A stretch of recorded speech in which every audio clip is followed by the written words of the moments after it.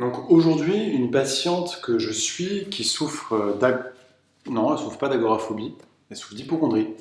Donc du coup, aujourd'hui, une patiente qui souffre d'agoraphobie et que je suis déjà depuis quelques mois, pour qui il y a eu beaucoup d'améliorations, vient en séance et elle est un petit peu, voilà, un petit peu embarrassée, un petit peu insatisfaite, en me disant bon, j'applique les techniques, etc., etc. Il y a eu des bons progrès, mais voilà, là j'ai l'impression que je stagne. Voilà. Donc du coup, je l'interroge un petit peu sur son sentiment de stagnation. Je l'interroge aussi sur les techniques qu'elle applique pour voir si elle les applique correctement, si elle les applique un peu selon les règles de l'art, et surtout dans un petit peu toutes les différentes situations. Et elle commence un petit peu à m'expliquer ce qui se passe pour elle, et je comprends pas pourquoi elle a l'impression que ça stagne, parce que moi, je vois que des feux verts, je vois que des améliorations. C'est vraiment sur la suite logique de comment on travaillait les derniers mois et des améliorations des derniers mois. Et donc du coup, quand c'est comme ça, c'est toujours intéressant de questionner le vocabulaire. Qu'est-ce qu'elle veut dire stagner, comparé à ce que moi je peux entendre? Qu'est-ce qu'elle peut, elle peut encore appeler les sensations physiques? Parce que quand on souffre d'hypocondrie, c'est vraiment c'est les tocs des sensations physiques et de la peur d'être malade en fait. Parce que l'hypocondrie, c'est vraiment classé dans, de manière plus générale, les troubles obsessionnels compulsifs. Donc c'est des gens qui vont avoir des obsessions sur des sensations physiques, sur des maladies, etc., etc. Et donc du coup, elle me dit, bah je comprends pas, parce que du coup, quand j'ai encore des sensations, je me focalise encore dessus. Très bien. Et là, en fait, il arrive un moment dans la thérapie, quand ça commence à aller beaucoup mieux, qui arrive très régulièrement. C'est-à-dire, quand j'ai encore des sensations. Quand j'ai encore des sensations. Et là, je dis à ma patiente, est-ce que vous êtes morte? Réponse a priori non. Donc, vous êtes vivante. Donc, du coup, vous allez toujours avoir des sensations physiques. Parce qu'il va toujours se passer quelque chose dans votre corps. Que ce soit juste une sensation de présence. Vous êtes assis sur votre canapé, vous avez des sensations tout autour de vos ischios, de vos fessiers, de votre dos, de vos lombaires, etc. qui montrent que vous êtes assis. Ce n'est ni agréable ni désagréable, sauf si peut-être vous avez des problèmes de dos. On a tous des petits bobos, des petits machins, des petits bidules, des petites contractures musculaires, des vieilles tendinites, des raideurs, etc. Donc en fait, des sensations, techniquement, si on y porte notre attention, on en a dans tout notre corps, partout et surtout tout le temps. D'agréable à plus ou moins désagréable. Voilà. Et donc du coup, l'erreur à ces moments-là, quand on souffre d'hypocondrie, l'hypocondrie du coup, je le rappelle, c'est un trouble obsessionnel et compulsif. Donc du coup, il faut qu'il y ait les obsessions. Et là, les obsessions, on l'a vu, c'est l'obsession de la maladie, donc de certaines sensations, de certains signes, de certains symptômes, etc., etc. On peut vraiment tout avoir. Mais également les compulsions. Et dans l'hypocondrie, ou autrement appelée l'anxiété liée à la maladie, les compulsions vont surtout être de nature avec des vérifications. Beaucoup de vérifications. On va se regarder, on va se palper, on va aller demander à ChatGPT, on va aller regarder sur Internet, et on va soit aller beaucoup demander à son médecin pour être rassuré, pour faire des examens, etc., ou alors on peut complètement l'éviter. Donc on revoit bien encore, dans tous les troubles anxieux et les troubles obsessionnels, le côté vérification, réassurance pour apaiser, ou alors l'inverse qui est évitement de ce qui nous dérange pour aussi ne pas stresser. Les deux étant des stratégies pour ne pas être anxieux, pour ne pas ressentir l'anxiété. Donc du coup, obsessionnel, compulsif, mais trouble. Ce qui vient caractériser un trouble, c'est 3 critères. Le premier, ça va être l'intensité de ce qu'on ressent. Le deuxième, ça va être la durée. Et le troisième, ça va être le niveau de handicap. À quel point est-ce que ça vient nous invalider? Donc dans l'anxiété, par exemple, pour l'anxiété, on pourrait être sur du 10 de la crise d'angoisse à du 1 qui pourrait plutôt même s'appeler de se faire du souci ou avoir des inquiétudes, se faire un petit peu de tracas et avoir de soucis tracas jusqu'à crise d'angoisse. Dans la durée, c'est pareil. C'est qu'on peut se faire du souci, du tracas ou être anxieux pendant 30 secondes, 5 secondes, ou alors pendant des heures. Et ensuite, surtout le niveau le plus important, le critère le plus important, c'est le niveau de handicap. Grosso modo, ça veut dire quoi? À quel point ça va nous faire chier dans notre vie? À quel point ça nous empêche de faire les choses qu'on a envie de faire? À quel point ça vient impacter notre vie personnelle, sentimentale, sexuelle, familiale, professionnelle, etc., etc., etc. Et donc du coup, avec cette patiente, je commence à voir avec elle, ok d'accord, on va revoir ça. Les sensations, quand vous les avez, est-ce qu'elles sont intenses? Est-ce qu'elles sont très fortes? Est-ce qu'elles sont génératrices d'angoisse? Non. Ensuite, la durée. Combien de temps elle dure? Dire, 2 minutes, 3 minutes maximum. Ok? Et donc à la durée, on pourra ajouter la fréquence. Et combien de fois ça arrive dans votre journée? 2 ou 3 fois. Super.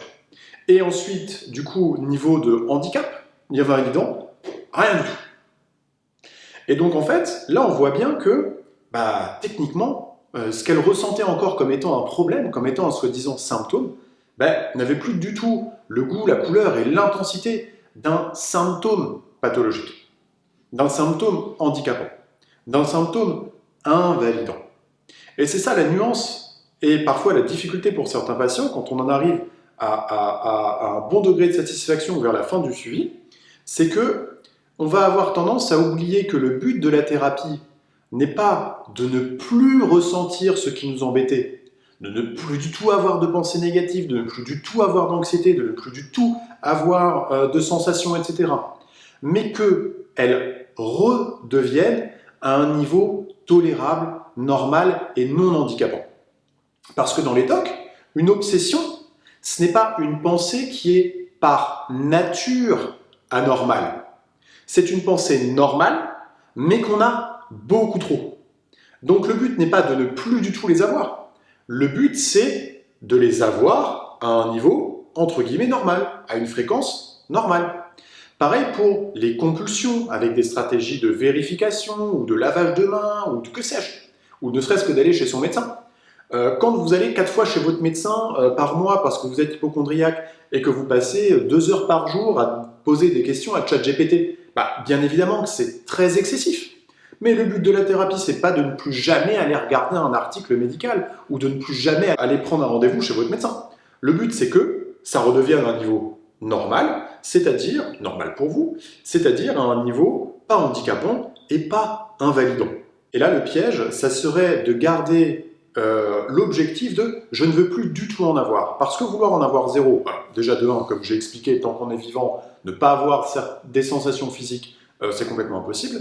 Mais de 2, en fait, ça serait au final une stratégie d'évitement. Et là, on rentre vraiment dans une notion que j'aime beaucoup, qui est l'effort paradoxal.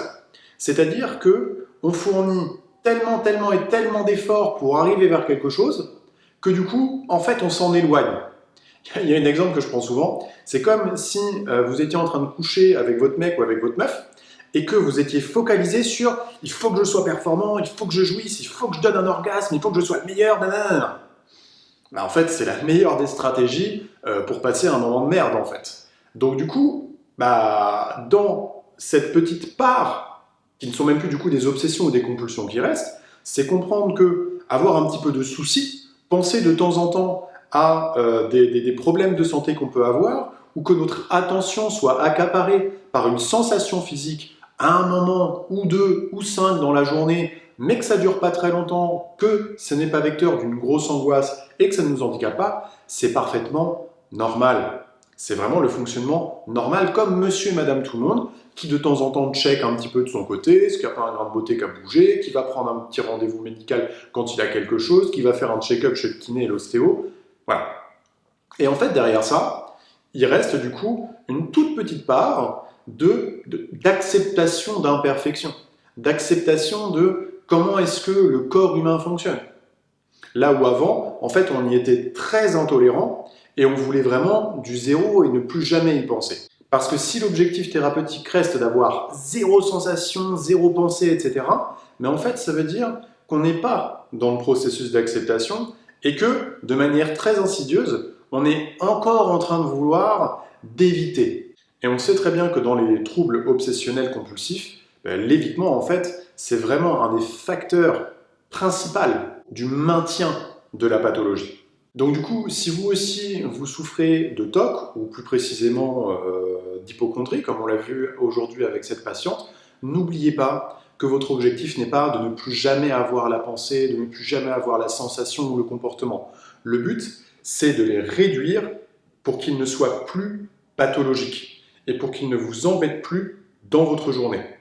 Et d'autant plus que si l'objectif c'est d'arriver à zéro, je le répète une nouvelle fois, ce qui est impossible, c'est qu'en fait, on va passer la journée à être dans un état un petit peu d'hypervigilance de « oui, mais quand est-ce que ça va revenir? Et si ça revient, ça veut dire que je ne vais pas assez bien. Et si ça revient, ça veut dire que je suis encore malade. Et donc, du coup, ça va en passer 2 ans, etc., etc. » Donc, encore une fois, on vient un petit peu nourrir la bête. Et là, c'est là où intervient le processus d'acceptation, qui est plus d'ailleurs une attitude d'acceptation qu'une technique à proprement parler, qui vient, à mon sens, forcément avec une compréhension fine de comment est-ce que la pathologie, le trouble fonctionne et comment est-ce que le cerveau normal également va fonctionner, pour que oui, ça arrive quelquefois par-ci, par-là dans la journée ou dans la semaine, mais que quand ça arrive, on n'y prête pas plus attention, parce que oui, ça arrive, c'est un des phénomènes parfaitement normal de mon quotidien.